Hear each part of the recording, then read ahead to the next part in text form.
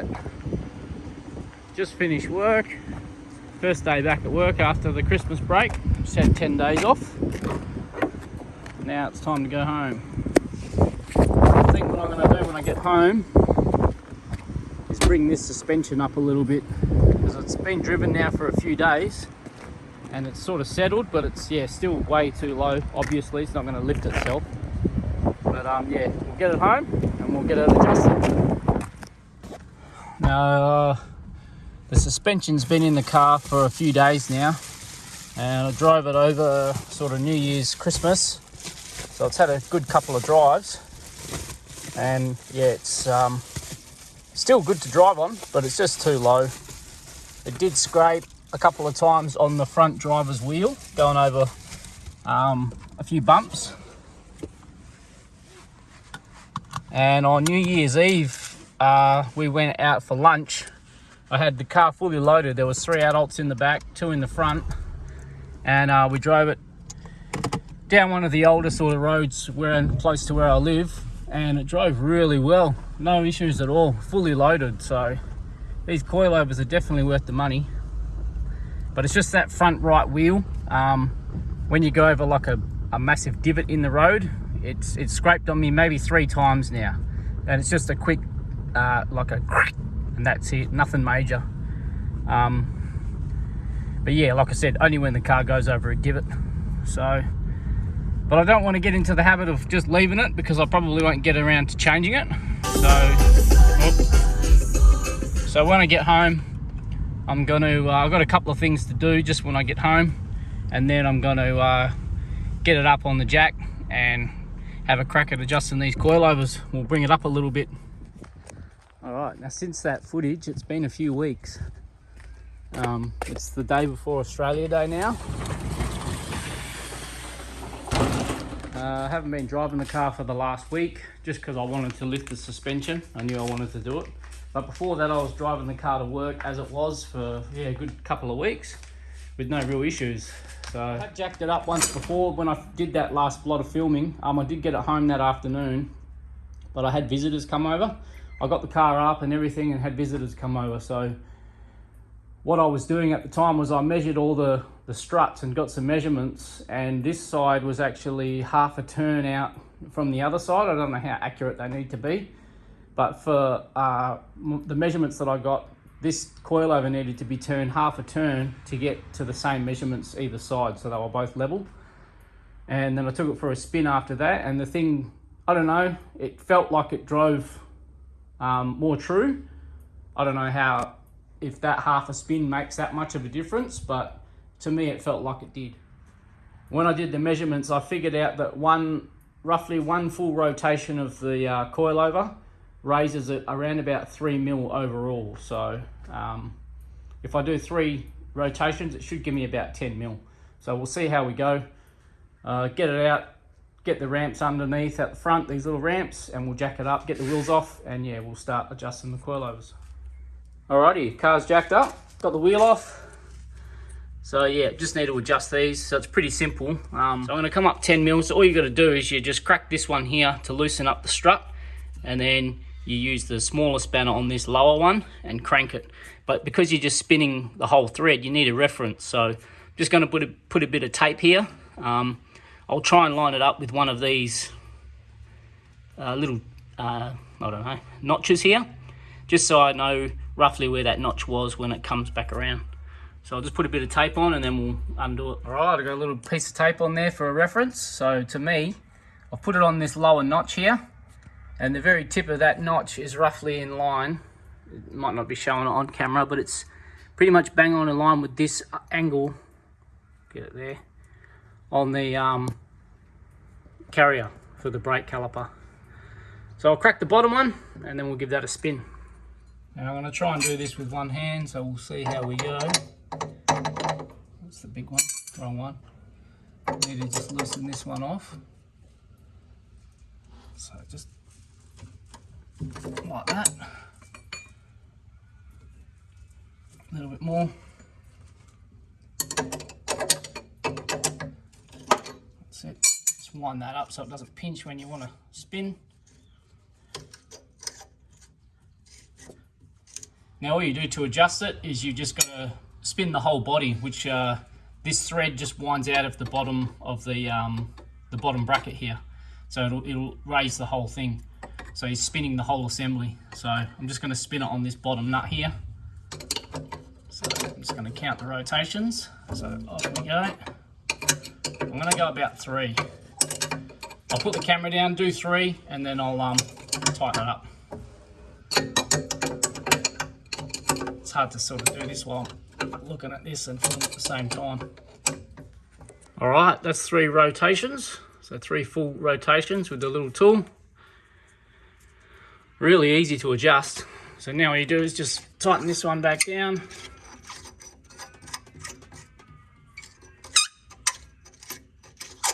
And then nip it up with the tool.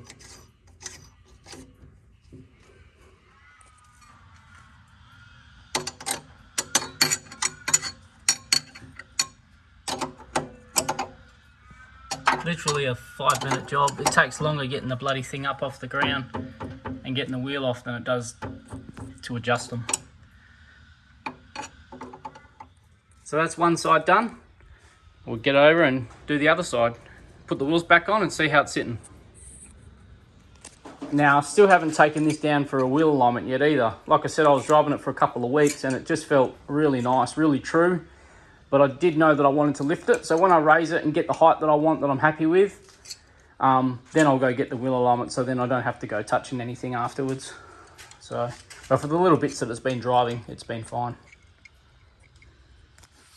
All right, over the other side now. Just going to adjust this one.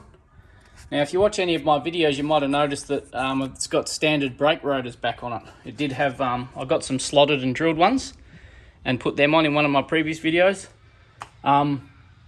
I've had to put them on the grey car that I purchased and got licensed. So the owner who bought that car from me lived here. They've moved from here. We're in Perth, well, south of Perth near Mandurah, and they've moved up to Broome. And idiot me ordered all new brakes for that car to put on the car before them for when they took it up to Broome. But I ordered the wrong rotors. I was ordering a front set for them. I ordered a rear. The rears come days before they were ready to drive up to Broome, and they had no front brakes, and theirs were getting pretty bad, which are these ones. So I knew mine were only, 2 months old and the car had hardly been driven. So I put my ones on their car, so I knew they had good brakes, and the rear ones that came, I chucked on as well. So they had a full set of all new brakes. So I'm going to be ordering some brakes again for this. I'll probably order them tonight. But yeah, in the next few days, and redo the brakes on this one. But I'm also going to paint the calipers while I'm at it. So I'm going to do them, probably do them red. So hopefully the car might even be a little bit faster. We'll see how we go. All right, so same as the other side, I've just put a bit of tape on. I'm not looking at this flappy piece of tape. I'm just looking at the notch that I've pushed the tape down onto. And that notch is lined up roughly with this little lump, if you can get it, there on the carrier. So I'll do the same thing, crack the bottom, spin him 3 times and tighten him up. Oh, I need to bang that. There it goes. Just get some of that thread out of the way. Even though we're going up, so it won't really matter, but anyway.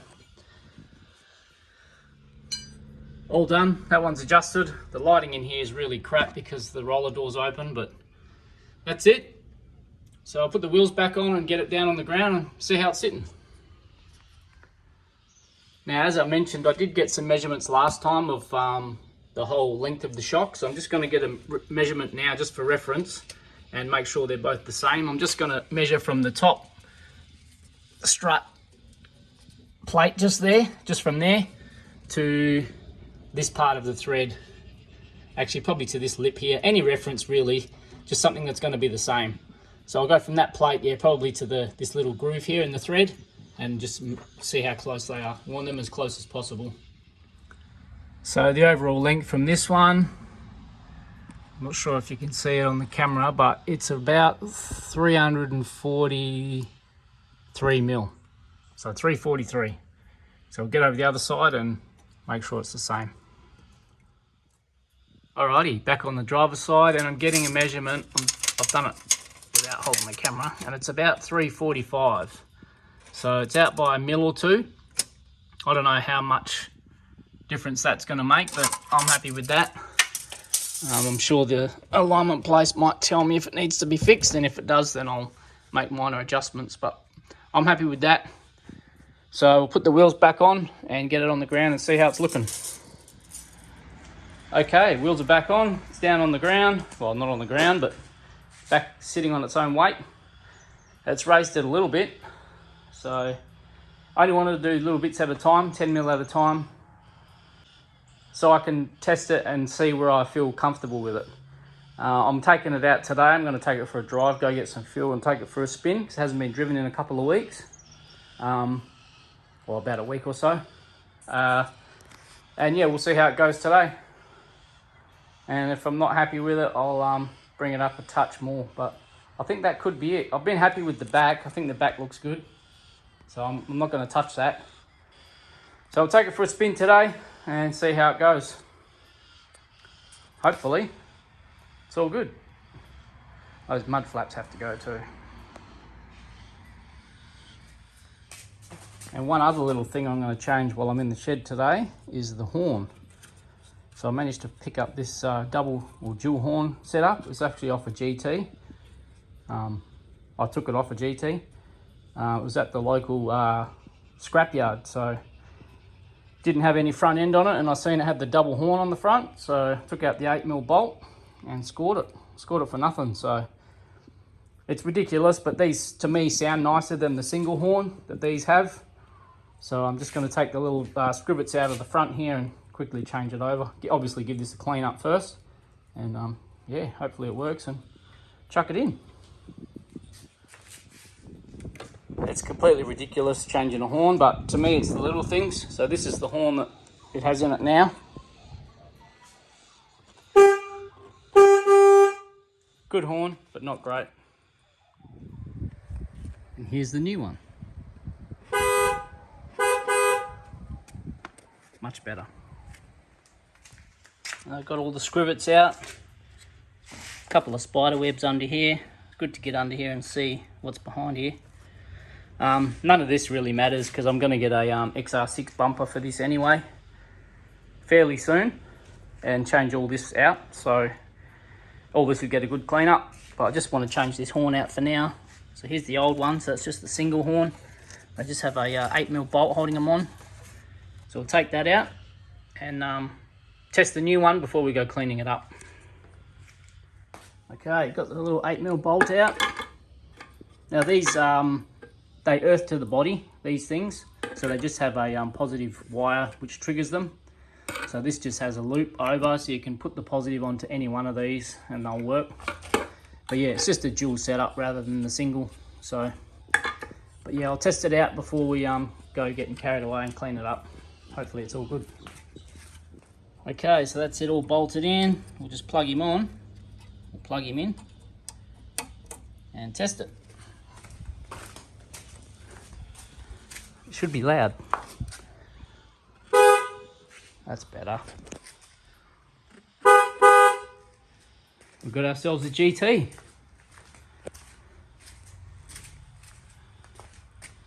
Take that off and clean it up.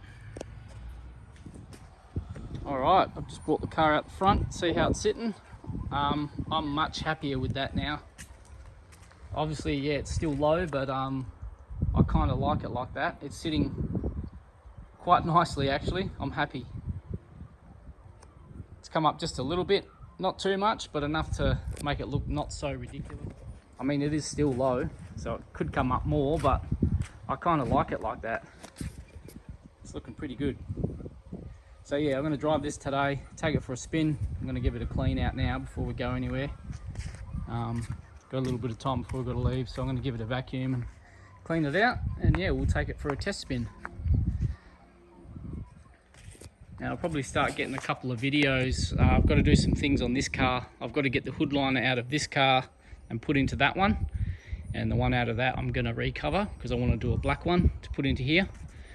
And then this car's ready for, it'll be ready to sell. I've had the front windscreen replaced in that already. So yeah, I just need to do the hood liner. I've ordered a new coolant bottle and the hood liner material. So until that gets here and I do the hood liner, I can't put this one into that just yet. But I've been using this one for work, so it's been handy having the second car here, giving this one a bit of a rest. So yeah, they'll be coming up soon, get them done. But yeah, pretty happy with how it's turned out. We'll see how it goes after a spin.